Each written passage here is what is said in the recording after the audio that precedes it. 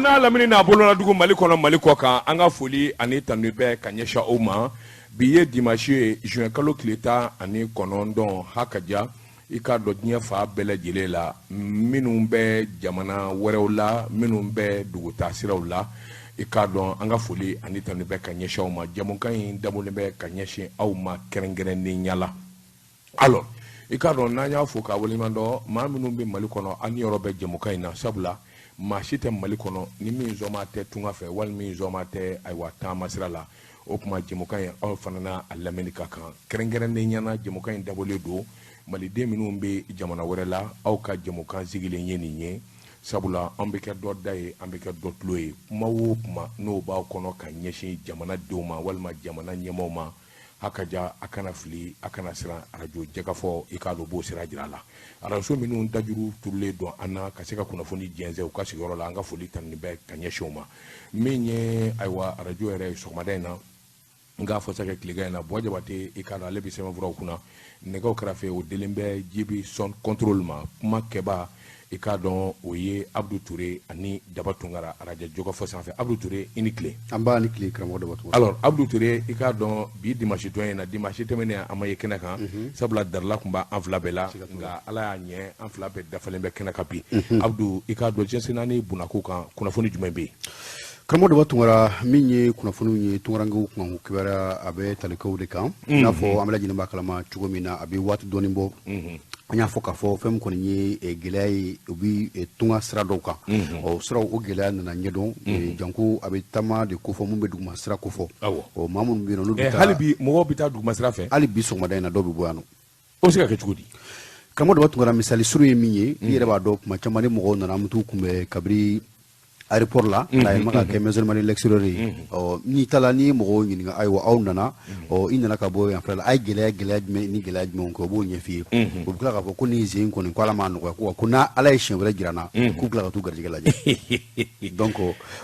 Abdou i ka dɔn mɔgɔw dalen b'a la k'a fɔ kuma dɔ la a bɛ ɲɛ kuma dɔ la a tɛ ɲɛ oui Abdou kuma dɔ la a bɛ ɲɛ kuma dɔ la a tɛ ɲɛ mais mɔgɔw kana ɲinɛ fɛn kelen kɔ Abdou o de ye fɔlɔ-fɔlɔ an bɛ bɔ yan k'an bɛ taa an garijɛgɛ ɲini diɲɛ jamana wɛrɛw la Abdou i ka dɔn o kun bɛ ɲɛ sabula o jamanaw lafiyalen kun don min ye hakilina ye ani baaraw ni i ka dɔn fɛn caman kun ye ɲɔgɔn sɔrɔ o jamanaw na nka a yera k'a fɔ diɲɛsena ni jamana bɛɛ lajɛlen ye kelen bi i ka dɔn n'i taara jamanaw kan ni ala y'i dɛmɛ k'i sera jamanaw na i ka dɔn gɛlɛya fɔlɔ-fɔlɔ min ni i n'u bɛ turu la o ye sigili ko yɛrɛ i sigili bɛ gɛlɛya kosɛbɛ a jamanaw na k'a dɔw sababu ye sɛbɛnko ye a dɔw sababu ye baara yɛrɛ to o jamanaw na ɔ nin kɛwale minnu bɛ yen yalima nin kan ka dusudon maa na hali bi ka taa wa Abdou o k'i bɔ a la i bɛ duguma sira min da ka bɔ yan ka taa n k'i ɲininka Algérie walima ka taa Libi o duguma sira minnu n'i bɛ taa mobili la i bɛ dɔw kɛ sen la i bɛ dɔw kɛ nɛgɛso la a ka ca i mana se i seyɔrɔ la ka don bateau kɔnɔ batoni maa 20 maa 40 a bolibaa y'aw yɛrɛ ye aw ma deli ka bateau boli kabini ala y'i da dɔw yɛrɛ ma deli k'a ye hali u ɲɛna ayi dɔw yɛrɛ bɛ kabini ala y'u da u ma deli ka kɔ ye janko ayiwa kwaji bon n'a fɔra a ka yɛlɛ o kan a ma joli tile 3 tile 4 dɔgɔkun 1 a b'a kunfɛ ka taa Abdou i k'a dɔn karamɔgɔ Daba Tunkara walasa i ka kuma latigɛ tɛ walasa mɔgɔw k'a faamuya bateau ye bateau nasuguya 2 de ye dɔ bɛ yen nɔ i b'a sɔrɔ o bɛ dilan ni jiri ye aw yɛrɛw de bɛ u bɛ na ni jiriw bɛ taa san dugu kɔnɔ ka na aw yɛrɛ de bɛ kɔli ni fɛnw k'a la k'a fɛn bɛɛ kɛ ka sɔrɔ ka moteur sigi a la bateau bolila b'a boli cogo jira o la a bɛ nin minɛ maintenant nin ye busoli n'aw taara nin b'a yira o la nin bɛ kɔrɔ ni tilebe ni kaɲaka ni ba ni yira aw la o b'aw kɛ ji kan ka taga dɔw wɛrɛ fana bɛ yen nɔ o ye i n'a fɔ mobili chambre bɛ cogo min na dɛ a bɛ komi chambre cogo de la denmisɛnninw ka piscine ninnu o dɔ fana bɛ ten nɔ donc o de ka gɛlɛn n'a bɛɛ dɔ in tiɲɛ don ji bɛ se ka don o kɔnɔ o b'o soli ka bɔ nka dɔ in kɔni ni fɛn o fɛn y'ale sɔgɔ ka sɔgɔ ka ban dɔrɔn o ye a fiɲɛ bɔlen donc dɔ bɛ o poron ka minɛ nɛgɛkolo dun tɛ ban baji la jɛgɛkolo tɛ ban ma adamaden kolo yɛrɛ tɛ ban ji kɔnɔ o kolo dabɔlen ka sin ka taa turu nin mana in na ala donc ko in ye nin cogo de ye tiɲɛ yɛrɛ la karamɔgɔ daba tungara an ka mun fana fɔ ka fara o kan o de ye k'a fɔ kabini kununko kana bila bi la bɛɛ lajɛlen b'a dɔn ko Mali kɔni ye taama jamana ye nka min kɔni ye an bɛ taa yɔrɔ minnu na tuma dɔ la taama sariyaw fɛn minnu kan ka kɛ ka sɔrɔ ka bɔ yan nɔ o caman de ye majɛ karamɔgɔ daba tungara parce que il faut reconnaître k'a fɔ an ka taamadenw n'u taara tuma dɔ la a caman bɛ sɛgɛn parce que i b'a sɔrɔ kabi yan sɛbɛnko ka gɛlɛn bon ni sɛbɛn mɔgɔ min fana bolo k'a dɔn k'a fɔ n bɛ ka taa jamana min na ni opportunité de bɛ yen nɔ n'a sɔrɔ ni bololabaaraw de bɛ ka marché yen nɔ ka plombier ni menuisier ni maçonniya ni électricien ya dege ka taa u bɛ baara nɔgɔya i yɛrɛ ma parce que i bɛ cun o b'a sɔrɔ hali n'a sɔrɔ dafa kalanw bɛ yen nɔ o b'a sɔrɔ u mago bɛ fɛn min na o b'e la ka ban donc e ka insertion tɛ gɛlɛya insertion socio professionnelle tɛ gɛlɛya kosɛbɛ. Abdou n'i y'o misali suruma ta jamana dɔw bɛ yen farafinna jɔ ko a la o jamanaw i k'a dɔn k'an ka tanu kosɛbɛ o jamanadenw tɛ bɔ abada ka taa diɲɛ jamana wɛrɛ la n'a sɔrɔla dɔnniya t'u la o bɛ tali kɛ ka ɲɛsin wɔlɔfɔw ma o bɛ tali kɛ ka ɲɛsin les pays côtiers c'est-à-dire k'a daminɛ Togo jamana ni Beninw ni Nigériaw la o jamanaden a ka gɛlɛn u ka taama ka taa jamana wɛrɛ la ni min tɛ menuisier i b'a sɔrɔ o ye maçon ye a dɔgɔyalen bɛ ye métier fila ye voilà i b'a sɔrɔ o b'o dɔn menuisier maçon kalalikɛla peinturier en tout cas et puis kale ye karamɔgɔ daba tungara n y'a dege ka dɔɔni kɛ tɛ dɛ a b'a dɔn fo ka dɔn kala kari mais la bonne preuve en est que yan Bamakɔ ya bi i b'a ye an b'an ka photo san nin ye wɔlɔfɔ menuisier kɛ ye nin ye walima nin ye togolais de ye walima nin ye nigérien de ye i b'a ye an bɛ taa an ka photo ni fɛnw san olu bolo u bɛ b'u ka jamana dilan ka na n'o dɔnniya yi la hali sow finition lajɛ sisan hali so finition béninois de ka ca o la kosɛbɛ décoration ni togolɛw voilà i b'olu de wele pour que k'i ka so finition kɛ donc o b'a jira k'a fɔ olu tɛ bɔ abadaw ka jamana na bon an ka jamana den an k'a tiɲɛ fɔ ɲɔgɔn ye anw de bɛ bɔ kalandan na an t'an tɔgɔ sɛbɛnnen don métier tɛ yen an bɛ min dɔn élève bɛ bɔ an bɛ taa baara kɛ yan'o ka bɔ k'a bɛ taa baara kɛ i bɛ baara min nɔfɛ o ye fangana baara de ye bɔgɔcɛ dingɛsi en tout cas fangana baara don c'est qui est sûr et certain c'est clair bon o don o de tɛ sɔrɔ bilen donc fɛn fila a fura ye fɛn fila ye ni mɔgɔ minnu bɛ yen nɔ ni taama ka ca u la o fanfɛlaw fɛ ka centre spécialisés dayɛlɛ minnu bɛ mɔgɔw dege baaraw la baara minnu bɛ yen n'u ka seli tubabu jamana kan an'u ka baara sɔrɔ n'o ye yɔrɔ kelen n'o tɛ se ka kɛ caman bɛ na Bamakɔ yan nɔ u bɛ siran ɲini na ne yɛrɛ sigiɲɔgɔn duw bɛ yen nɔ maraka du don dɔw bɛ yen nɔ olu nana caman dɔn dɔw nana siran ɲini na kabini anw ye defu sɔrɔ waati min na hali bi olu ma sira sɔrɔ fɔlɔ donc c'est pour vous dire que n'a sɔrɔ ni centre dɔ bɛ yen nɔ mun bɛ se ka u kalan u ka a ɲɛ parce que mɔgɔ caman b'a fɔ ko permis bɛɛ tɛ se ka kɛ mobili bolila ye o permis dama tɛ a ɲɛ o mais ni métier wɛrɛ b'i la donc ça c'est un plus parce que a bɛ taa jamana minnu kan c'est vrai tuma dɔ la chauffeur baaraw bɛ yen nɔ mais yen mɔgɔ caman de mɔgɔ minnu bɛ yen nɔ ni u ka kɛnɛ caman de b'i ka mobili boli i yɛrɛ ye nɔ donc o kɔrɔ chauffeur o bɛ se ka dɔɔni kɛ tuma dɔw la taxi boli walima fɛngɛ wɛrɛw mais ni société ka mobili boli mais i b'a sɔrɔ n'i bɛ métier wɛrɛ dege ka s'o la o fana ye an ka tunga la problème ba dɔ ye parce que e bɛ ka baara minnu fɔ minnu ye fangana baara ye wariba caman tɛ sɔrɔ olu la koyi mais baara minnu ye baara ye ni métier don ni spécialisation don dɛ ni spécialité don wari bɛ sɔrɔ o de la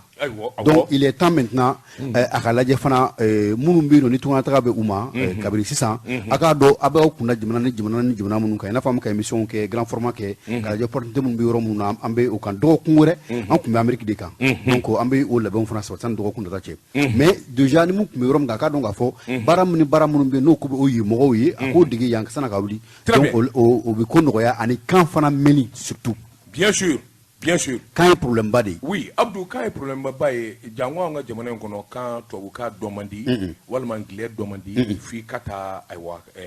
l'école yɛrɛ la n'i ma taa école la nin kan ninnu dɔw dɔnni ka gɛlɛn kosɛbɛ hali minnu t'a la kuma dɔw la parce que an ka jamana kuma min bɛ fɔ yan kosɛbɛ a fanga ye bamanankan ye bon i bɛ taa jamana wɛrɛ la tout le monde parle français a fɔcogo ɲuman walima a fɔcogo cɛjugu en tout cas i b'i débrouiller k'a fɔ mais o t'anw ka jamana ye donc ni o t'an ka jamana ye i kan ka min kɛ ni taama b'i kɔnɔ nin ye fura de ye ka di an ka jamana dɔw ma taama b'i kɔnɔ a ka di i ka taa diɲɛ fɛ ne ɲɛna yanni i ka sira ɲini métier dɔ ɲini fɔlɔ i k'o dɔn i ka s'o la kosɛbɛ sabula i bɛ taa jamana minnu na u bɛ sɔn k'i dɛmɛ yen kosɛbɛ i kɛra maçon ye o i kɛra tailleur ye o i kɛra peinturekɛla ye o i kɛra menuisier ye o en tout cas i ka bololabaarakɛla i ka bololabaara kɔni i k'o dɔn kalan k'o dɔn o ye kelen ye Abdou an ka jamana in kɔnɔ fana fan min bɛ Mali fan bɛɛ bɛ taama bi siya tɛ yen bilen ko min tɛ taama nga taama yira minnu na ani hali bi n'a ka bi ni taama fanga ka bon ye o ye maraka jamanaw ye alors Abdou Kadou qu'est-ce qui se passe i b'a ye k'a fɔ minnu bɛ déjà tunga fɛ n'olu taara tunga fɛ ka ban ni minnu bɛ Faransiw ni Espagne ni fɛnw na i b'a ye k'a fɔ juru de donnen don kan na juru min b'o kan na o de ye dɔgɔnin sigilen don k'ale kɔnɔ bɛnkɛ den sigilen don k'a kɔnɔ kɔrɔmuso den sigilen don k'a makɔnɔ komi ale fana taara taa cogo min na dɔw fana taara n'ale mais o ye kɛwaleden min kan ka dabila bi o kɛwale kan ka dabila o juru kan ka tigɛ il faut que minnu bɛ yen déjà u ka kuma minnu bɛ yen déjà il faut k'u ka ci bila ka na so ka ɲɛfɔli kɛ fakɔrɔw ni bakɔrɔw ni kɔrɔmusow ni bɛnkɛw la k'a fɔ vraiment fɔlɔfɔlɔ nin de tun bɛ ɲɛ ne yɛrɛ taara n bɛnkɛ de taara ni ye n kɔrɔkɛ taara ni ye n kɔrɔkɛ muso dɔgɔnin de taara ni ye ainsi de suite nka bi an ka juru in tigɛ ni juru in ma tigɛ solution t'a la parce que i bɛ taa marakadugu la bi je parle honnêtement je connais n b'a dɔn n b'a cɛmancɛ la n b'a dɔn Abdou i b'a sɔrɔ kamalenkɔrɔ san 25 a bannen bɛ diɲɛ fɛn bɛɛ ma k'a bɛ ka sira ɲini a sigilen don k'a ka turu makɔnɔ a sigilen don k'a ka turu makɔnɔ donc o tɛ minɛn ta ka bila minɛn kɔnɔ min bɛ déjà tunga fɛ o de jɔlen don n'o ka kini ye a ka to a ka fini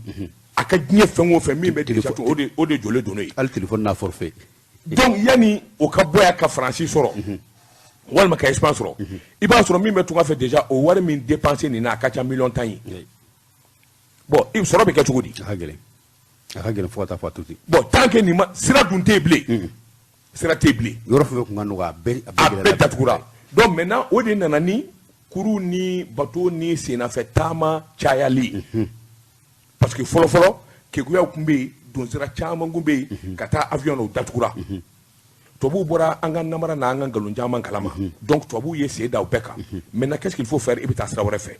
min bɛ tunga na a tɛ ku i la non a tɛ ku i la k'a fɔ k'i tɛ wari bila ka na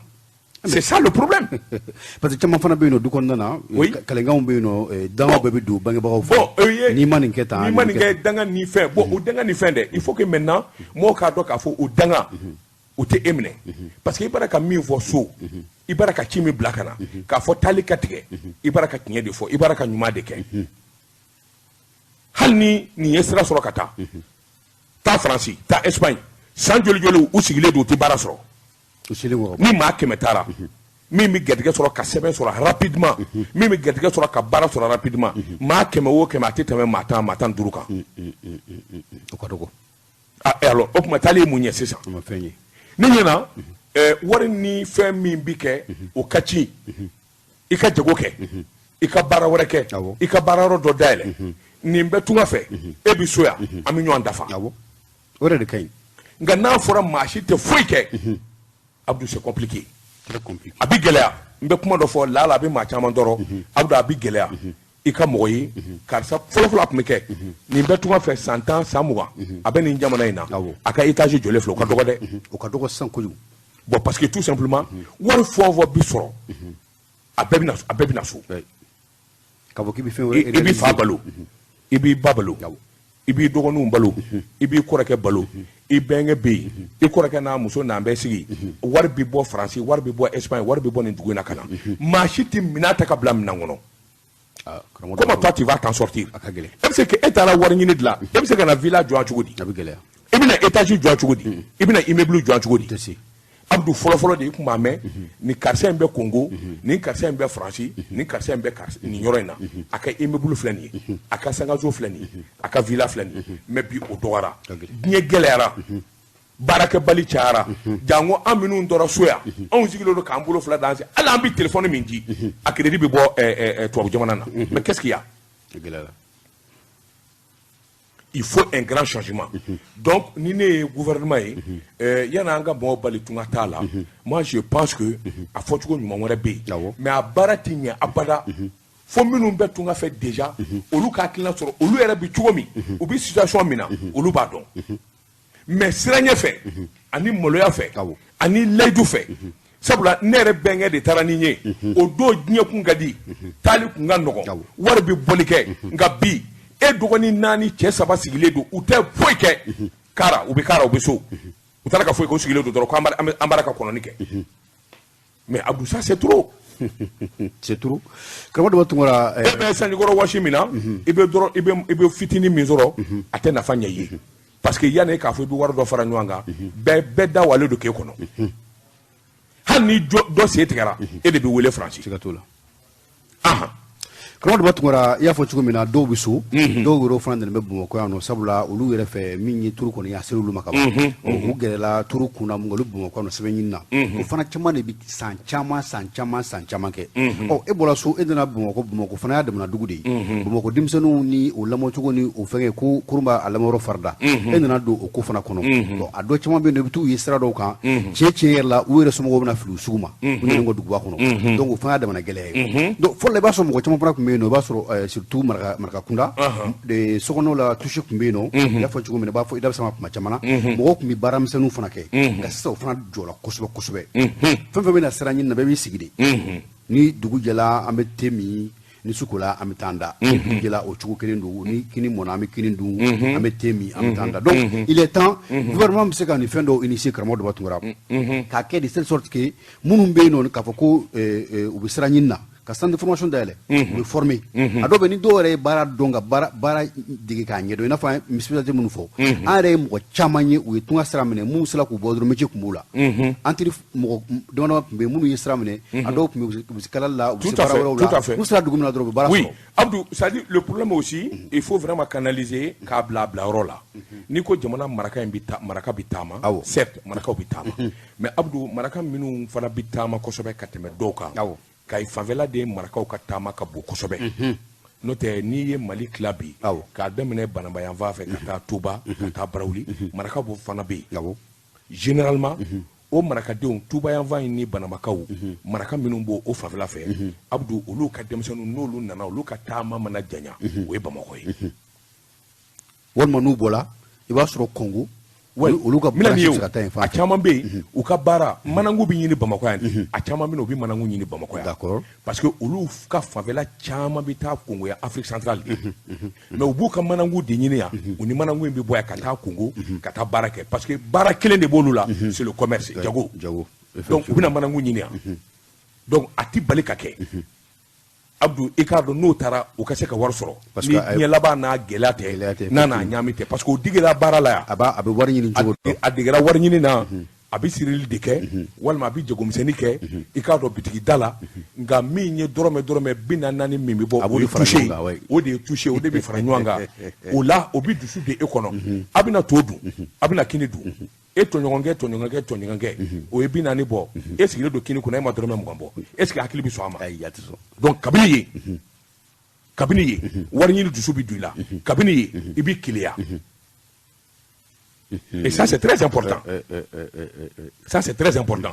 gouvernement kan ka mun kɛ ka maa wele minnu hakili ka bon minnu hakili jagabɔlen don nin n'a ɲɔgɔnnaw kan ka danfaraw kɛ waasa faamuyali bɛ na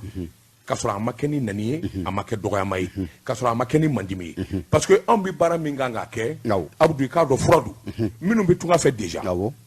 fura don olu ma minnu ma taa fɔlɔ olu fana kan k'a faamuya k'a dɔn k'a fɔ karisa taara a mɛnna tiɲɛ don an fa nin yini de taara n'a ye an bɛɛ ka taara n'a ye nka o don ni bi fana tɛ kelen ye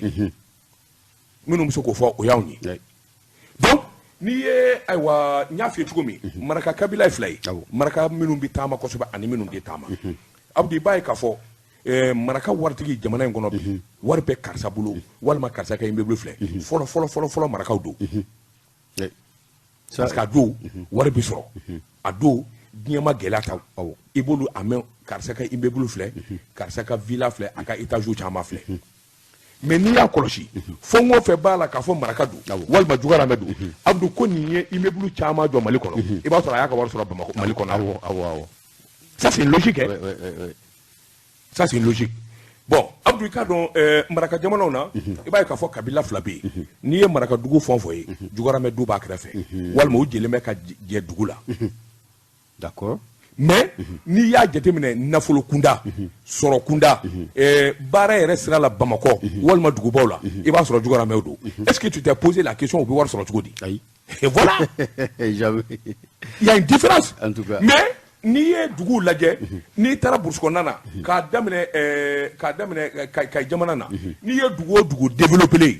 kɔlɔn bɛ yen lɔkɔliso bɛ yen misiri bɛ yen a tɔgɔ di ekɔliso bɛ yen en fait en tout cas commodité bɛɛ bɛ yen i b'a sɔrɔ marakadugu don parce que o faculté fana bɛ marakaw de fɛ yen kosɛbɛ an ka fara ɲɔgɔn kan duuru tan k'o bɔ k'an ka dugu yiriwa o ye marakaw ye Dugaramɛw olu ka dugu peut-être que n'i y'a sɔrɔ a yiriwalen don maa kelen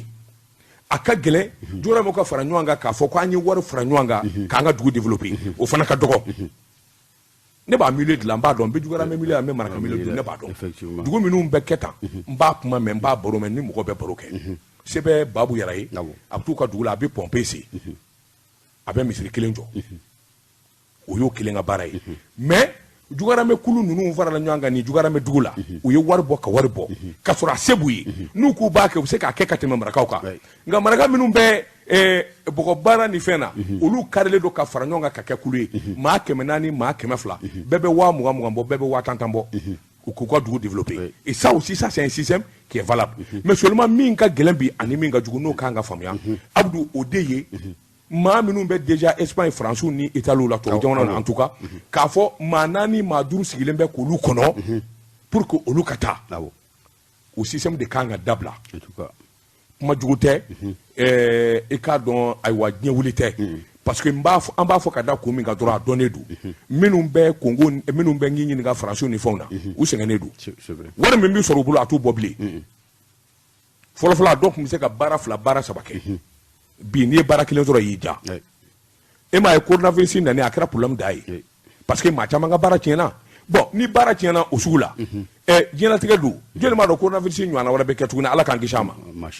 i bɛ san 1 kɛ san 2 kɛ i tɛ baara kɛ jɔnni b'a dɔn k'o bɛ kɛ maintenant c'est ça c'est le moment qu'il faut changer donc ni baara tiɲɛna fɛn bɛɛ bi jɔ hali bi min ni so ni misiw b'a dɔn a bɛɛ bi jɔ parce que a bɛɛ dulonnen don maa kelen na voilà bisimila karamɔgɔ dɔ tungara nin kɔni ye fura dumanba de ye i n'a fɔ i y'a fɔ cogo min na kuma bɛɛ hakili jagabɔ kan ka kɛ minisiriso min bilalen bɛ malidenw ka koɲɛ kunna minnu bɛ taamayɔrɔ la u ka baara bɛ ɲɛsin malidenw ma minnu taamana tiɲɛ don nka minnu fana bɛ yen nɔ ni minnu taama ka surun u kan ka miiri ni hakili jagabɔ kɛ k'a lajɛ o mɔgɔ minnu kan bɛ fɛ ka taama fɛn jumɛn ni fɛn jumɛn kɛ ka se ka ɲɛsin u ma mun bɛ se ka dɔ bɔ taama la o ye kelen ye n'a ma ɲɛ k'u bɛ taama u bɛ taga yɔrɔ minnu na u k'o yɔrɔw cogoya dɔn opportunité minnu bɛ yen u k'o dɔn k'u labɛn en conséquence donc je crois que ministère mɔgɔw fana ka kan ka nin fara u ka baaraw kan kosɛbɛ donc ni projet minnu bɛ se ka taa dans ce cadre là et tuma caman na projet de don minnu bɛ wari sɔrɔ kosɛbɛ financement ka teli donc walasa au moins mɔgɔ minnu bɛ yen nɔ déjà n'i b'i sigiyɔrɔ la e ɲɛ b'a la k'a fɔ e activité ni fɛngɛ min daminɛ taama ko kun b'i kɔnɔ nka i y'a ye k'a fɔ i bɛ se ka fauteuil 2 3 i bɛ se k'o feere dɔgɔkun 2 kɔnɔna na a bɛ wari ka ca donc finalement est ce que e hakili bɛ kɛ tagali la i bɛ miiri dɔrɔn k'i sigi yan nɔ k'i installer ka ɲɛ walasa ka se ka i bɛ ka baara kɛ ka tila k'o tɔ yiriwa misali da ye wɔlɔfɔw ni togolenw ni béninois minnu b'an ka jamana kɔnɔ misali da ye olu ye a dɔw bɛ na san 1 san 2 joindre entreprise ils vivent bien sûr u bɛ wari sɔrɔ mais c'est parce que métier de b'u la u b'u ka métier dɔn ni métier ɲuman b'i bolo i bɛ se ka baara la Abdou tu vas vivre de ça i bɛ wari sɔrɔ ça c'est sûr et certain mais seulement min kɔni ɲɔgɔn tɛ o de ye yɛlɛma bolo ka don tunga ko la mais yɛlɛma in se ka don fo fan 2 bɛɛ ka sɔn minnu sigilen don ka taama kɔnɔ n'u kan ka taa ɲɛfɔli de kan ka k'u ye sabula i mana a tɛ ku minnu bɛ faransi min bɛ Espagne a tɛ ku la k'a fɔ ko abada ko n tɛ wari bila ka na karamɔgɔ dɔ tungara i tɛ se karamɔgɔ dɔ tungara i ye mun fɔ ɲɛfɔli ka kɛ faamuyali ka se ka na surtout minnu bɛ yen nɔ k'a fɔ ko olu kɔni ye tunga sigi kɛ ni mɔgɔkɔrɔbaw yɛrɛ don sisan ni mɔgɔkɔrɔbaya nana n'u retraite ta olu bɛ se ka ɲɛfɔli kɛ ko caman na a ka se ka faamuya ni mɔgɔkɔrɔba minnu bɛ u ka dugu la n'u tɛ denmisɛnninw lamɛn olu minnu ye ɲɛnatigɛw n'olu y'a ɲɛfɔ u kan ka se ka olu lamɛn problème yɛrɛ mun bɛ yen o k'o fɔ parce que kuma dɔ la an minnu bɛ yen nɔ olu fana bɛ kɛwale dɔw kɛ bon mɔgɔw t'a faamuya photo minnu bɛ ta Tour Eiffel kɛrɛfɛ photo minnu bɛ ta Champs-Élysées la o photo ni fɛngɛ minnu bɛ bila réseaux sociaux kan walima u bɛ ci so i b'a fɔ ko nin kɔni bɛ damu bɛɛ de la yen parce que a dɔw la a tigi bɛ condition minnu na c'est très difficile c'est très difficile donc fiɲɛ wɛrɛ min fana bɛ yen min ka jugu a tɔ bɛɛ ye i k'a dɔn o de ye wariko ye Abdou u bɛ nin ɲani ni sɛgɛn bɛɛ la u bɛ wari bila ka na a y'a jija an ka du kelen jɔ Bamakɔ a ye terrain dɔ san an ye Bamakɔ Abdou o de ye balawu da ye 1200 terrain san ye karamɔgɔ Daba Tunkara a dɔw la i b'a sɔrɔ dɔw bɛ yen nɔ u bɛ na wari bɛ bin mɔgɔ min tɛgɛ kɔnɔ o tigi bɛ se ka kɛ teri ye o bɛ se ka kɛ somɔgɔ dɔ ye bien sûr o tigi bɛ wari ɲaami a dɔw fana bɛ yen wari bɛ na mɔgɔ min tɛgɛ kɔnɔ o ŋaniya ka ɲi o bɛ terrain ɲini jɛlenya la nka a bɛ taa wari ci mɔgɔ min tɛgɛ k'o ye terrain feerebaga ye i b'a sɔrɔ o fana kɛlen bɛ ka terrain feere maa 3 maa 4 maa 5 ma oui Abdou o y'a diya ye o parce que kabini yen ni o kelen dɔnna i ka wari tɔ tɛ tiɲɛ o a bɛ f'i ye ko soubassement kɛra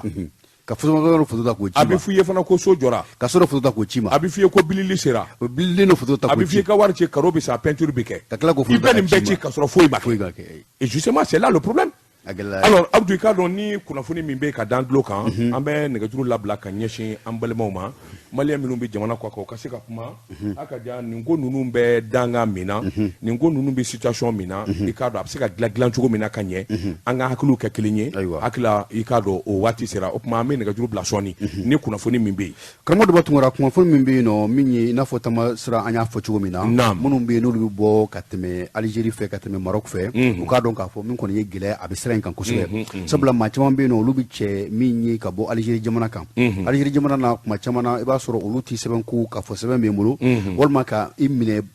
soni baara yɔrɔ ni ɲɔgɔn cɛ o y'i taalen yɛrɛ hali tɛ se i siyɔrɔ la olu b'o kɛ kuma caman parce que hakilila jigila waati dɔ kɛla min ye Faransi jamanaw ni farajɛ jamanaw ye n k'a fɔ u caman jɛla ka fara ɲɔgɔn kan ka nafolomuguba ta k'a tilan jamana dɔw ni ɲɔgɔn cɛ jamana minnu bɛ se ka kɛ dunda ye o dɔ ye Niger ye o dɔ ye Algérie o dɔ ye Maroc ye donc n'i bɔra cogo o cogo a b'i n'a fɔ u ye min ye farajɛla u ka dancɛw u ka frontière dɛ u ye frontière yɛrɛ déplacé ka na o yɔrɔw la donc o yɔrɔ tɛmɛli ka gɛlɛn fo ka taa fɔ a to ten bon mɔgɔw bɛ na i b'a sɔrɔ u bɛ nali min kɛ Agadez ni o ye Niger dugu dɔ ye o centre dɔ bɛ yen nɔ o ye min ka centre ye mais kuma dɔw la mɔgɔw bɛ mɛn sira kan parce que minnu b'u cɛ ka bɔ Algérie olu dɔw bɛ se k'u bila i b'a sɔrɔ o ni Niger yɛrɛ ni ɲɔgɔn cɛ ka ca ni kilo 200 ye ji t'u bolo dumuni t'u bolo kungo kolon kɔnɔ donc minnu bɛ cɛ k'u bɛ se ka chance sɔrɔ ka na n'u ye k'u bila fo Niger Agadez o mɔgɔ fana ka dɔgɔ donc mɔgɔw k'u hakili to tamasira la kosɛbɛ kosɛbɛ gɛlɛya minnu bɛ yen nɔ a dɔnnen don mais a ka lajɛ hali bi mɔgɔw ka a jateminɛ fɛn minnu bɛ yen nɔ ni i bɛ se ka taa i yɛrɛ coron o la k'a sɔrɔ i bɛ se ka to so waati la waati min bɛ yen nɔ ni sira ɲɛnabɔlen tɛ fo ka taa kow sigi sen kan parce que dugumasira tiɲɛ yɛrɛ la dugumasira tagali kɔlɔlɔ caman b'a la caman bɛ yen nɔ olu tagala fɛ olu bɛ se ka a ɲɛfɔliw n'a lɛngɛliw ni a kɛcogo ɲuman a fɔcogo ɲuman bɛ olu kɔnɔ nka mun kɔni bɛ yen n'o kan ka kɛ ladilikan ye bi o de mɔgɔw k'a dɔn k'a fɔ mɔgɔ min ni kasarala kɔgɔji sanfɛ mɔgɔ min ni kasarala cɛncɛn kan o de ka ca fo ka taa fɔ a to ten. oui Abdou i k'a dɔn min ye ayiwa ministère des Maliens de l'extérieur ka taa bila haut conseil walima ayiwa min ye ayiwa conseil malien de la diaspora ninnu bɛɛ lajɛlen kan ka hakili jagabɔ sa est ce que waati dɔ ma se an b'a ka baara ni hakilila minnu kɛ an k'a falen est ce que waati dɔ ma se an ka jigin so sa sabula taama in yɛrɛ jobaju ye so de ye i k'a dɔn gwɛlɛya ni fiɲɛ min b'a la an k'a essayer k'o furakɛ est ce que waati ma se min ye ayiwa lamɛnbaaw ye nɛgɛjuru b'u ka bila la 00223 20 24 76 29 00223 20 24 78 78 allo bien alors Djibi i k'a dɔn nɛgɛjuru bɛ an balimaw ka bila la an ye min ni min fɔ n'a sɔrɔla fura min b'a la min ni min kan ka kɛ waasa taama in yɛrɛ i k'a dɔn kabini so faamuyali bɛ se ka kɛ kɛcogo jumɛn na baara jumɛn in kan ka kɛ ɲɛfɔli jumɛn in kan ka kɛ a b'a aw de bolo aw minnu yɛrɛ bɛ tunga la sabula doni bɛɛ lajɛlen dalen don a kun k'a ka mɔgɔw balo a ka maa 4 maa 5 a k'u ka biye tigɛ a ka fɛɛrɛ kɛ olu ka se ka taa aw sɔrɔ yen cogo min na aw yɛrɛ dun b'a dɔn yen man ɲi a b'a dɔn sɔrɔ tɛ kɛ bilen wari tɛ bɔli kɛ fɔlɔfɔlɔ baara kelen baara fila maa kelen b'o kɛ bi baara kelen sɔrɔli ça c'est un problème 00223 20 24 76 29 le 20 24 78 78 Abdou karamɔgɔ Daba Tunkara hali bi tunga kɔngɔ kibaruya la min ye maa minnu ni maa minnu bɛ yen n'u ka passeport ni fɛn ko bɛɛ lajɛlen bɛ gulon carte ɲinan na ni a correction ko kuma kun fɔla a bɛ siɲɛ caman bɔ min ye ministre min bɛ malidenw kunna minnu bɛ jamana kɔkan na ani minnu bɛ tamasiraw kan min ye Alhamdu Ag Eliane bɛɛ k'a fɔ min sela a ma sɛbɛnfuraw la carte ɲinan correction na sɛbɛn minnu kan ka corriger minnu kan ka corriger carte ɲinan ba kɛmɛ in n'a fɔ ba 14 000 donc o baara kɔni o daminɛna an bɛ se k'a fɔ kabiri juin kalo tile 3 tɛmɛnen donc ni a sera olu ma correction min kan ka k'a la olu fana b'a bila ka taga service min b'o baara kɛ a ka tila k'a lasegin donc c'est vrai carte biométrique ko bɛ sen n'a ga tɛ carte ɲinan ko bali dɛ carte ɲinan ko c'est toujours d'actualité. 00223 20 24 76 29. Allô? Salam alaikum, Albasé. Waalaikum salam. Diallo lay do ka bo Italie. Diallo entreprise là. Avec Jamuga nga ñebbi ko ni. Ah.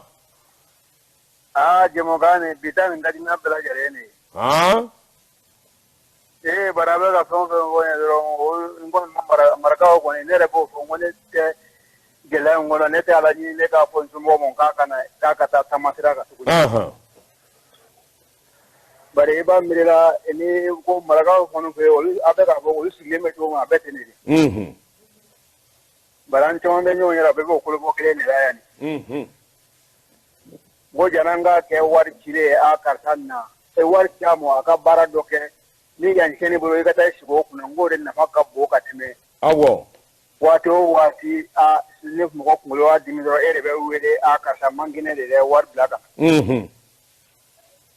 ebe santange ya ube sibe samu ngeba horo fuile ti bolo ari kren mangile de horo bolo mi me mo be a karta sababu ka fe kani ko kia me karta sababu ka dulu duma do ne tin so do ne ko awo kalo mana sa wadi bere be warti ka dumine sa ebe dumine mi sa dumine ere be malem be dumine duma mi na yefu ere mi me ko dumine wallahi bo mo mana bana al ne bana le dare no tina se ka sumo tina yuwele ka pinyana ka ho ite se ka kunya ki bana le no ebe ka bana dilanga sumo tina yuwele ila ni wele tena wele kinyi nga akarsa ifo manaka ngwele abu mira sare hoyi me alne war chumo war talego ki wele ka fo ko war soro o yo no pro wonde te ga tla ko wele ku ni ai war soro yo awo me tercera mo me krefe ni o ble ka kila o ti ito ble ka kila no mo wulu alu wa wulu mo ba fi akarsa nya keta ke war chumo de mesra ka ba ko ai war soro awo me somo mu me be war chumo ki wele ka fo ka war soro la o takala aywa ne ke to no ke to ki wele don do e ka da ro pro juguma ne bo pro so kono e o kono allu be kiri juruta ki wele ko piana o be kala de okay me amoni no tunga kono na kono no mando ko de amando ko aldoni ne wanye kungu nu mbela jere ke e be ka maraka ta fo o kange bana maya fa mora maraka ko tu wanu be nyo ye kungo yene ambe sabra sile ga kungo yene do beta ni o sile o be kasida re ko ka bengere ya nege ka kana ka beta angulari kata kana da sabra sile ya awa jalo bo yanda nu ya ngone na ko bo bula bara mishenu e ba mane ka mare be na anjima kala kala male ka jana kala ngela e okay na na wala jamana ka e makala etina se ka kuike bone ko sa ki bene ti kalana kuromba de ko so e fanale tout à fait ni sera ka bola bara kilenge ni uyere soro ni tuwa ni sera ka nyemo ka tegi tema ka aka bara mishani wala ni mo ko mi soro ala kula de aywa mi fo merci bien Diallo ka awuro fo quand même malien be fo Italie merci bien Diallo inté beba me merci 00223 20 24 76 29 le 00223 20 24 78 78 00223 20 24 98 98 allô daba salam alaikum alaikum salam wa rahmatullah somo be di mba bismillah itunkara mba abudu salam alaikum wa alaikum salam wa rahmatullah somo kene ture amba adama ture ka bo franki adama bismillah ne balma ke korba seno alhamdulillah bashu fo tana alhamdulillah bismillah okay mo be fo ka tungarante bela jelen fo précisément grand sila ni alajo musa ani kamara kembe gabo nga fo libuye utlo bala bon ni babu mi awaka ni babu ni ambe be place bala quoi c'est-à-dire be jalaki be ni ko ina quoi awo an munu be tungala an jalaki bala minnu be so fana an masaw place bala eta fana ka place bala tout à fait parce que an minnu bɛna tunga la daba i b'a fɔ tuma dɔ la daba yɛrɛ b'a fɔ fɔlɔ la marakadenw tun bɛ wuli an bɛna manankun de ɲini ka segin ka taa so mais sisan n'an nana tunga la an bɛna famille wɛrɛ de créer yɔrɔ la an tɛ segin an kɔ tuguni bon puis an dɔgɔni minnu bɛ yen au lieu que an k'u dɛmɛ pour que u bɛ se ka minnu bɛ kalan na olu bɛ se ka avancer kalan na cogo min na n'u tilala kalan na u ka baara sɔrɔ awɔ bon min mana kɛ hakili dumantigi ye n'a hali avancer la kalan na n'a tilala état tɛ baara d'a ma awɔ parce que mun de y'o kɛ anw bɛ kalan min kɛ i bɛ taa sɔrɔ a caman ɲɛci ta ɲɛ an ka dugu ninnu na awɔ bon état kan ka denmisɛnninw bila kalan de la kalan min laban bɛ taa wolo baara wɛrɛ la parce que anw fɛ yen daba n'i y'a jateminɛ mɔgɔw bɛ ban sɛnɛ ni jɛgɛ mara ninnu ni bagan mara ninnu ma ka kɛ i n'a fɔ fɛn tɛ awɔ bon alors que olu de bɛ jamana bɔ nɔgɔ la awɔ parce que dun ka fa tɛ jamana fɛn fɛn na a jamana tɛ se ka avancer oui bon an ka yɔrɔ la fana balo fɛn minnu bɛ sɔrɔ ani an bɛ fɛn minnu produit ka ca a tɛ bamayɛlɛma an fɛ yen awɔ bon i bɛ taa sɔrɔ sisan hali min ninnu bɛna tunga la sisan ji sira ninnu fɛ i bɛ taa a jateminɛ a caman bɛ yen maa kalannenw de don awɔ dɔw bɛ na u n'u ka diplôme de bɛ na u bɛ taa sa sira la pour rien du tout oui alors que u tun bɛ se ka kalan kɛ bon armée bɛ yen an tɛna fɔ a bɛɛ ka don armée la sa mais u tun k'u dɔw ta k'u don armée la pour que u bɛ se ka balo jamana kɔnɔ cogo min na awɔ a ka fisa k'u bɛɛ bila ka na tunga la bon i bɛna tunga min yɛrɛ la bi bi in na a papier ko yɛrɛ filɛ nin ye daba tile fila in na an ka mɔgɔw an dafɛ jamana ninnu i n'a fɔ ivoire ninnu ka u bɔlen bɛ ka kɛ secret minnu yɛrɛ tun bɛ kɛ sababu ye ni mɔgɔw tun bɛ sɛbɛn sɔrɔ jamana in kɔnɔ ka t'i sigi réseau kan k'o bɛɛ fɔ a kɛla sababu ye u bɛ ka hali mɔgɔ dɔw ka sɛbɛn ɲɛnamaw minnu la bi wallahi bon n'i y'o n'a ɲɔgɔnnaw ye i bɛ se ka mɔgɔw encourager cogo di tuguni k'olu kana tunga la tuguni mais n'i y'a fɔ tuma dɔw la anw yɛrɛ fana ni place b'a la parce que anw place ye mun ye yanni ka taa 5,5 di dɔgɔnin ma k'a kana tunga la i t'a dɛmɛ i ka 5,5 in d'a ma a ka jago kɛ n'o ye a sigiyɔrɔ in na bien sûr bon n'a ye 5,5 in n'a ala y'a garisɛgɛ dilan ka ɲɛ san 5 san 2 san 3 fo ka taa se san 5 ma a bɛ kɛ million caman ye awɔ e min yɛrɛ bɛ tunga la a bɛ do camanba de o mais anw bɛ min na yayɔrɔ la anw ka nafolo min an b'a bila ka taa so an b'a bila ka taa nansɔngɔ dɔrɔn de kama awɔ bon nansɔngɔ min e bɛ ka bila ka taga o ye kalo nansɔngɔ de ye wa a cayala cogo cogo o bɛ balo n'o ye mais i bɛ k'o min bila ka taga ni tun sera ka dɛmɛ kɛ dɔ ye o tigi ka se ka jago kɛ n'a ye a ka jago kɛ ka ɲa ou bien a ka entreprise dɔ dayɛlɛ min bɛ se ka kɛ sababu ye o k'i jɔ ni du kungo bɛɛ ye o yɔrɔ la est ce que a tɛ dɔ bɔ e ka donni na tunga la kosɛbɛ bon c'est à dire fɛn in bɛ cogo min na faut que maliyɛnw an ka état de k'a lajɛ u ka sigi ka fɔ belebele dɔ de kɛ tungarankew ka ko la tile 2 côté tile 3 côté daba nin ko kan ka lajɛ de place source la awɔ i bɛ taa maraka dugu dɔw la wallahi i bɛ du dɔw lajɛ hali i tɛ cɛ kelen sɔrɔ yen tiɲɛ don a bɛɛ taga la bon est ce que a jamana e bɛ ka fɛn dɔ dilan mais i bɛ ka tiɲɛni k'i kɔfɛ parce que den ni muso minnu bɛ yen muso dɔrɔn tɛ se ka den lamɔ u tɛ se kalan tɛ kɛ foyi tɛ kɛ du bɛɛ ci la anw ka village ninnu na bi n'i taara i bɛ taa sɔrɔ cɛ kelen a tɛ yen tiɲɛ don i bɛ taa cɛkɔrɔbaw ni Attention, attention, attention. Nous vous informons que nous sommes en rediffusion de cette émission. Abnou meka jemu kamil lame 600. Ameka segi akande nankoma rediffusion. Aniche akalamenoula. Radio Bamako 24. musokɔrɔbaw de sɔrɔ yen bɔ musomisɛnninw bɛ yen mun ninnu bɛ taa baara kɛ an ka village ninnu na ka bɔ Mali village dugu wɛrɛw la i bɛ t'olu de sɔrɔ yen awɔ bon n'an tola nin taabolo in kan a tɛ ɲɛnabɔ dɛ merci bien Touré merci bien alors Abdou i k'a dɔn maa fɔlɔfɔlɔ ye kuma dɔ fɔ c'est vrai olu de bɛ nasɔngɔ ni fɛnw bila ka na mais olu yɛrɛ minnu bɛ Faransi Abdou ala de b'a dɔn u bɛ balo cogo min tu sais n'i taara foyer la n tɛ secret fɔ mais c'est une réalité n'i taara foyer la i b'a sɔrɔ bɛɛ n'i ka tasani nanen don to 40 kini 40 maliyɛnw yɛrɛ olu bɛ maa minnu bolo anw yɛrɛ bɛ dumuni min kɛ yan olu t'o dun mais c'est bizarre 00223 20 24 67 29 allo salamu aleykum alaikum salam rahmatullahi bisimila ba asa no wo be de bam na la fan kanade do ka braza ko braza kane bisimila an tulo b'i la aw be de bam na bi aw dongoro jamu ka de me bitan bolo fa baka ayiwa naam ka sabu ke aw baka kuma ni tungarango ka dépense ko min ga so yan fase awɔ tono dabani ko waralen no cogo min na ambalo alors c'est dommage kane i ka téléphone tigɛra 00223 20 24 67 29 allo oui allo salam aleykum allo oui bonjour aba bisimila an tulo b'i la somo korbaje aba jɔn don Shekmar Wage Kongo Pona Shekmar Wage an tulo b'i la bisimila an bɛ ka émission lamɛn an y'a ka question fɛnw faamu an ka kuma bɛ taabolo min kan an y'a faamuya sɔrɔ a la awɔ mais a b'a dɔn sisan a bɛ cogo min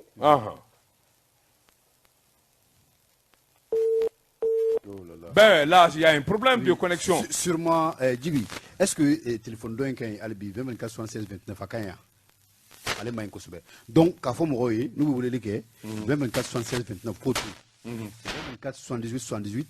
24 98 98. Alors, quoi qu'à voyer 20 24 78 78, ou alors 20 24 98 98, au de Kanya Kosobe. Allô, salam alaikum. Allô? Salam alaikum. Hein? Chemar Wagia, c'est une Ah, Chemar, bismillah. Oui? Chemar Wagia, bismillah. 20 24 78 78, 20 20 24 98 98. Salam alaikum. Allô? Allô, salam alaikum. Allô? Allô, salam alaikum. Wa alaikum salam. Bismillah. Wa ante dawa. Bismillah. Ante dawa. Mba. Ba. Wa fa jamu kan. Aha. Akan ko sebe. Aywa, Jondo. Samake de do ka wo manyamugo. Samake ni bi Bamako ya Bamako Malien te minnu bɛ dugu kɔnɔ ya olu tɛ weleli kɛ i bɛ hakɛ to. 20 24 67 29 20 24 78 78. Allô? Allô? Allô? Bien. Alors, Abdou Ikado, très rapidement, Ikado a famiara. Sabla, Ikado ni kodamado mi na kilembe sababu ye kanga jamana yere noni. Fama ujoro babala. Fama utseka mabali katatunga na. Dobe nega jula, allô, oui? Allô? Allô, Antle. Mba. Tomorrow. Bismillah, Andlobila, Jondo. Jiru Astrare de Cabo Guinée Equatoriale. Voilà, Yuba Andlobila. Ok, never tie for you. Aha. Medal, never for you. Cambe. Merci. Jigiba wana boye do fana be nega jula tuguni. Allô, oui? Allô, salam alaikum. Allô? Alors, 20 24 78 78, 20 24 78 78, 20 24 98 98, 20 24 98 98. Allô, oui? Allô? Allô? Allô, Antlobila? Bashida la kon. Bismillah. Oui? Radio Jenga Fore do we. Oui, oui, Odo, Antlobila Jondo. Jara konere do Gabo. Antlobila connaît, Antlobila Gabo, Antlobila. Ne ta folie. Merci bien. Mabalo kon problème fana ni mo ko chama fana be tunga na te son ka mo ko de me ka to sore quoi. Aywa. O de kon problème chama ne. Merci bien. Initié connaît. Connaît. 20 24 78 78, 20 24 98 98. Djekafo. Allô? Allô, oui? Allô? Bien. Abdou. Karamɔgɔ dɔ b'a tungara i y'a fɔ cogo min na ne jateminɛ kɛ k'a lajɛ fɛn fila bɛɛ a bɛ i n'a fɔ muruninda fila de don muruninda fila ye min ye ni e ta la minnu ye bila ka taa olu fɛ olu kɔni ta banna nka e dɔgɔninw ni i balimamuso den minnu bɛ yen e kan ka olu ladon donc n'e fana ma se k'olu ladon e fɛ o ye fana ka dɛsɛ de ye donc o yɔrɔ bɛ yen nɔ mais fo a ka dɔn ko mɔgɔ bɛ nɛgɛjuru la. Allô, salam alaikum. Allô? Allô? Allô? Oui, Antle. Awa. Jondo. Kono. Mba. Oma kwanta ka boy wa. Hein? Umaru Konta ka bɔ Yuwaru. Umaru Konta ka bɔ Yuwaru. Bon, Yuwaru ka jansa, mais Umaru vraiment c'est dommage. E bɛ Mali la. Ah, e bɛ Mali la. Oui, Abdou, allez-y. Karamɔgɔ dɔ b'a to f'a ka ɲɛ dɔn k'a fɔ ko maa wɛrɛ bɛ nɛgɛjuru la. Dɔ bɛ nɛgɛjuru la. Salam alaikum. Allô? Allô, oui? Amagara de Solame. Ah, awo joni. Ne koliri. E bɛ min? E bɛ min? Keremis. Ah, K'ale bɛ min? Ko Pauline. Keremis. Pauline. Keremis. Allô? Sira man ɲi kosɛbɛ. 00223 20 24 78 78 20 24 98 et 98. Allô, oui. Salam alaikum. Antle. Ah, bah, Somogo. Jondo. Me wele ke la ka bo Allemagne. Allemagne jondo. Voilà, c'est ça me wele ke la ka bo Allemagne. En clubila. Bon, problème be romina bon, est-ce que malien fana bon, ne re kitakae? On be mande azo mane mori u kerefela la par exemple. Yo. Koro e kapo mo akadi mo ye ku waso kwa. Waso ba antia de kadi mo ye. To ambalma dobe nolu nana hakibu ka koyo ni ka ko ba keula. Il faut que ni bora tunga la ka bay ambe ba donc fo ambe mina ya no. Ambe mina ya no e rekera sere. Donc il faut que anka tnie de fo somo ye yanka gele to amina. Parce que anga mo temande be ya no lu be waso ba antia de ke. Bon, donc, ni anye fora somo wi ambe da kumina ya no. Olu fene manku, olu fene tana son tout ka u doni be bla ankan. Donc, doni mbe to krefe. On sait ka projet de gland. Et puis encore, mba fo ntinyo be. Ne rete terembe ni bulu. Mais ka fo kombe béton de bejo. Mo tse ka béton soro ki to anga bara to nuna ya. Akagele. Bana bara buma. Akagele. Donc, il faut que en cas de fonyo na etie fonyo balmayala mo se ka nyo famnya ni mi sera ka black refe o ka ka entreprise de la baie akera entreprise agricole akera fait comme par exemple l'autre jour par exemple ne muto kiter tinga dem senuma mais o refene fami o mando loué o lu va faire le tracteur kono mais meka o la famnya don doni hakila ouye bara dam na ni fini fâché onye hein. Donc il faut que ni mo be c'est-à-dire des fois fan de la commune. Tout à fait. Sinon mi gouvernement ta fon fait là bon formation ko nganga ke bon be min fo bon mo tsika mo be bali be min fo nga mo wi bon diplôme bat c'est il sait que nan diplôme ba ya ko be barake no wi ne tabe cassé bon kakla ni ko ibena iki idege bolola barala to te so bara mi mare borke yanno voilà. Donc ni mo mte so ma ikana fu ko be tunga trata ou bien vina to so crodo fruya.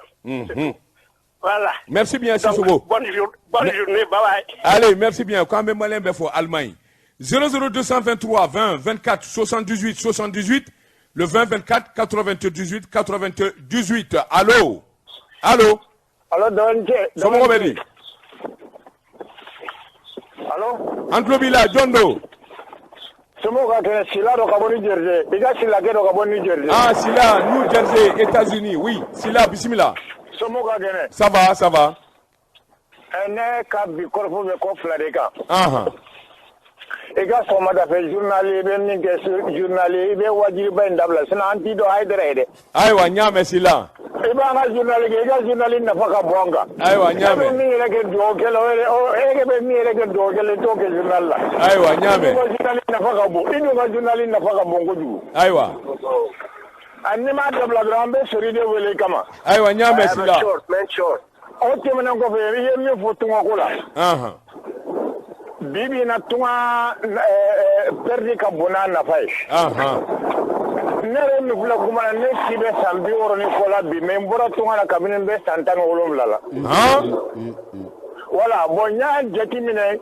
ni mamini e demsene yake no fe nu toran ko buma ko garanti min bula bi anyogonte na tiens mais nenye bara nyanya jeti mine sangono mi sega wari jemi feronte ko no ta soro me ko fitini mi sega garanti min daw yere ne te ne be tunga sababu ko se ne ti ko garanti danyele kamalla awo donc on be mi fo di de onye tunga ko la doro o ka nyini bamako awo beni garzegelo tiens le ya nyini bamako be fitini mi sura be na fa bade nyoya ka temetinga inga tiens o kunye ne kala dilikaye merci bien sila tunga na fa doare bo dongo e si so abu yele fana kubali merci bien et on va oui. Alors Abdou Ikado a tout fois que effectivement ce qu'il dit c'est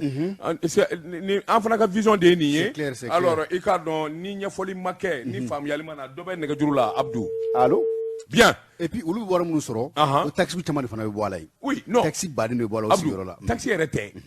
ni be to bu jamana na ni be million kelen soro par mois i b'a sɔrɔ so sara ye 270 warma ba warma ba salam alaikum allô Bismillah. Ambe ala tan jondo. Wande Kabo Baraza. Bismillah Wande. Ça va?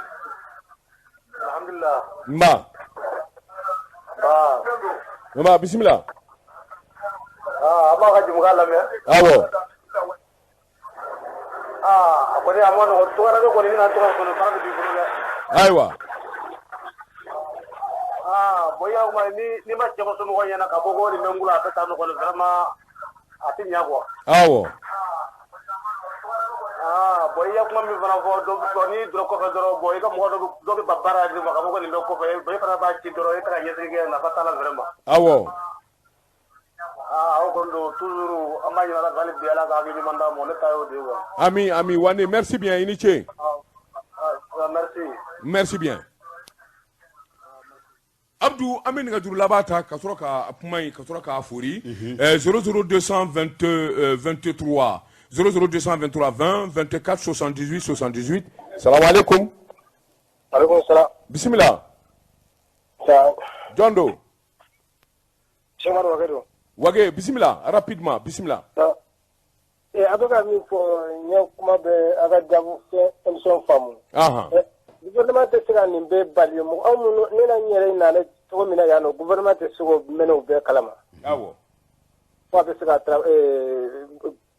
dongo bawra ga ko be bara di bela de lema. Awo. Ye mo koy mana tayro ro be malla o be tara tunga la o fige ki yere de. Awo. Est-ce que ya famu? Nyafam. Munum be soko amunum be so fana ni anye plaga faga sinye sigida ka da aka doko ambora so da na fenyi de sinye ambe sagi aka sura fana ka dobla ni to fe beta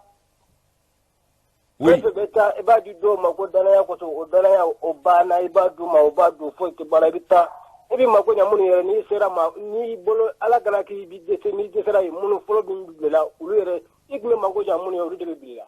Awo. Donc on va sur EFM Beladjenke. Pratique mo a kasa ni black radio ngar badin saka bla so nga ni saka bla ibita sini o la kalbi fu me o tike. Marika santa sanduru ke are ma sake kataso. Ba mu domina ya ala ka kitina desra wat bi baba fu ma ko jara ko kala o bisara chiko jmena. Mena so ay kumbe wati avata na be femi black tv ay do joanye. Ay fendo joanye on sait jamais. On a bela desra wat o bisara akali ba bisara chama bebo. Bachite Wage. Alors, Ndega Djoulaba Ambota, Aruna Koulibaly depuis la Suisse. Aruna, bonjour. Allô, buongiorno. Buongiorno, come che sai? Tutti bene? Come stai? Tutto a posto? Tutto a posto, sì. Allora, dis-moi. Aruna, rapidement, tu es le dernier alors, auditeur et Akina Djmenye très rapidement. Parce que le thème qui a sécurisé le bloc. Parce que d'abord, nous qui veut le thème de l'Inamro, les rapports familiaux. Et nous battons. Oui, mais Aruna, ça dit qu'au jour d'aujourd'hui, est-ce que c'est la peine encore est-ce que c'est la peine? Non, mais on va attendre. Et puis non, on a connu mon côté, avec un moufonier, qu'il faut des trucs comme ça. Ça c'est depuis les années 90, c'est fini, mon retour est bleu. Oui, mais ça continue pourtant. Non, nous venons à ça d'abord, nous venons à nous y aider. Mais qu'il faut qu'on habitue à nos pour financer à partir d'ici là, ça c'est fini, ça c'était depuis des années. Au cours de là, on sera une chambre d'affaires, ça ne fait pas de capacité marché. D'accord. Aïwa. Bon, ça c'est un. De deux, encore, il y a des gens comme vous pouvez. Moi, pour le moment, il y a des gens qui ont pas nous pousser de connaître ça. Comme le Mbaya. Or que toi, d'abord, il y a des gens je te donne un exemple. Il y a des gens qui ont fait. Il y a des cadres, toi, on t'envoie un message ici, dans ton portable capot, il y a des gens qui m'ont avec un labo. Mais, nous, tu veux les confier, mais ils vont clamer déjà, ça fait 2 jours, 3 jours. Ça après de ça, pour dire où le boulot il va sur les masques, on y a ça. Tu vois des trucs comme ça. C'est n'importe quoi. Bon, là. Bon, ne vous pas qu'on n'a pas d'abord. Moi, ce que je ne peux pas comprendre, dans un pays responsable, comment on se fait, les autorités se permettre de mentir aux gens comme ça. Tout à fait. Katrina Koina, tout est faux. Tout ce qui a été dit a été faux. Ou c'est pas des blancs qui veulent numéro passant de numéro, qui veulent gâteau là-dedans. Pourquoi il m'a dit la moitié d'abord? Ah bon. C'est pas bon. C'est pas responsable. Voilà, Mbiko. Merci bien. Mais moi, je veux surtout que tu fasses un débat sur les ambassades d'abord. Vraiment, moi, c'est ça qui m'énerve beaucoup. Comment se fait-il que moi, c'est ça que je veux débattre. Absolument. Hein? Non, mais d'abord, il faut écouter vraiment les gens. Parce que l'ambassade, quoi, il y a maintenant, il faut activité ici. Ok, non, il n'y a pas de souci. C'est promis dans 2 semaines. C'est promis dans 2 semaines, on va faire le nécessaire. Parce que dans les ambassades maintenant, on veut savoir qui travaille dans les ambassades et qui fait quoi et qui fait rien. Merci bien. Merci Aruna, merci bien. Koulibaly. Bon, l'état est pollué. Adjalani. Ah ouais. Donc, à l'émission de la maison Godo, il m'a dit qu'il faut que l'émission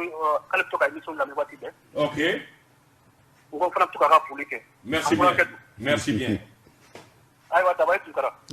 Merci bien, Aruna Koulibaly depuis la Suisse. Allez, anga dernier auditeur nego krafika do wati dafara. Et kuma laba mimbe na maseka au développer au des quartiers ni na koy. Quartier ni na ko effectivement fo mana soroka fo gouvernement de transition ma a jobola parce que fengo fe ni tise ka ke kiyen fo mogoy kabina damine a damine a fɔra ko numéro dɔ be bo wele i bɛ message ci fɛ dɔ la o ma ɲɛnabɔ a fɔra ko tablette dɔ fana nana o ma ɲɛnabɔ kuma sabanan fɔra sa ko ayiwa ko bɛna yɛlɛma ka kɛ carte d'identité biométrique bon vraiment ni tɛ se ka diɲɛ fɛn o fɛn kɛ je crois que an bɛ transition de la foyi wajibiyalen d'u kan u bɛ se ka fɛn o fɛn kɛ Abdou o de kɛli ka u bɛ se ko kɛli ka nɔgɔ ma u b'o fɔ u b'o baara kɛ bon ne dun b'a dɔn se bɛɛ b'u ye Mali bɛɛ dalen don transition na bi baara o baara bɛ n'o ye majɛ jango tunganago ka ayiwa ni carte d'identité biométrique a kɛli i k'a dɔn je crois que gɛlɛya t'a la machine bɛ sɔrɔ Mali kɔnɔ a baarakɛlaw bɛ sɔrɔ Mali kɔnɔ dɔw b'a ka wuli ka jɔ boloda Allemagne dɛ Amérique dɛ k'u bɛ taa marché ɲini waasa ka wari sɔrɔ k'a sɔrɔ a dilanbaw bɛ Mali kɔnɔ u bannen don k'a d'olu ma mais pourquoi